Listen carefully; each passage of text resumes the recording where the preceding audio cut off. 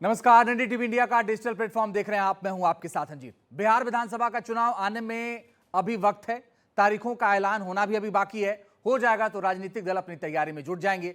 लेकिन आजकल बिहार में चुनाव से पहले ही मामला एकदम गर्म है और मुद्दा ऐसा कि आरोप अगर साबित हो गया तो जेल और जुर्माना दोनों है, जिसमें आम आदमी भी बहुत परेशान है। बिहार के लोग सोच में पड़ गए कि सिर्फ नेताओं के पास ही 2 ID कार्ड हैं या आम आदमी के पास भी ऐसी गलती हो सकती है कि 2 वोटर ID कार्ड हो सकते हैं।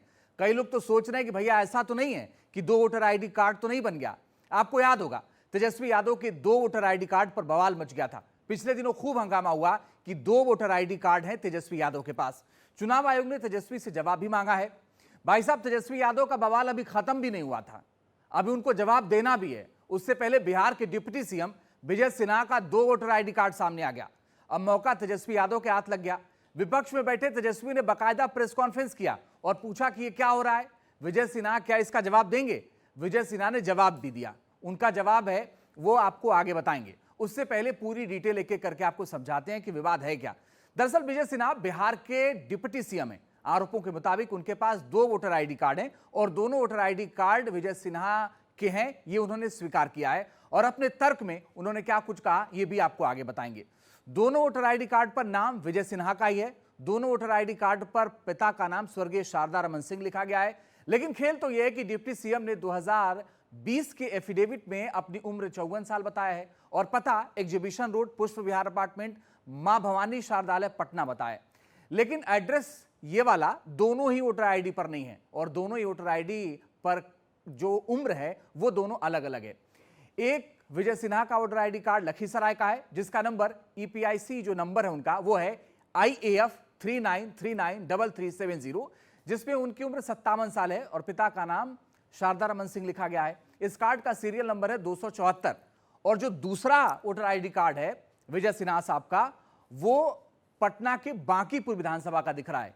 इसमें नाम विजय सिन्हा का लिखा हुआ, पिता का नाम भी सेम है, लेकिन उम्र भाई साहब इसमें 60 साल लिखी है।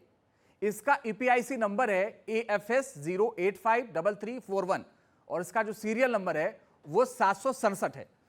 अब इसको लेकर तेजस्वी यादव ये कह रहे हैं कि ये कैसे हुआ, या तो विजय सिन्हा ने 2 जगह जाकर दस्तखत किए और 2 वोटर ID कार्ड बनवा लिए, या चुनाव आयोग की तरफ से कोई गलती हुई।